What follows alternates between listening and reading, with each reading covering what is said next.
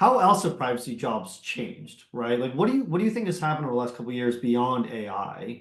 A couple of things that I've seen is some folks are changing their titles, right? We're seeing a lot more folks who are adding like privacy and AI or privacy and data officer or something of that type.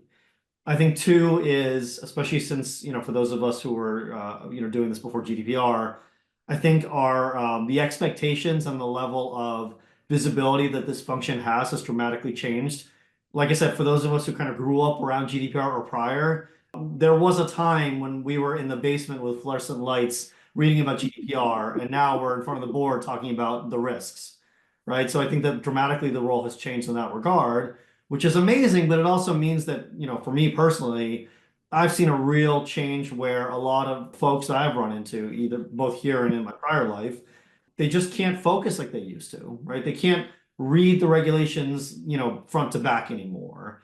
On top of that, they're now being asked to opine on exactly, what else is AI going to be a risk for, even though historically they might not have been IP counsel as an example. And so I think that the privacy function, for privacy leaders in particular, has become a sort of a mile wide and inch deep, much more than it used to be. So I think that's been the biggest shift, and I think that's a hardship for some of us who love to dig in and kind of know the front and back of something before you execute.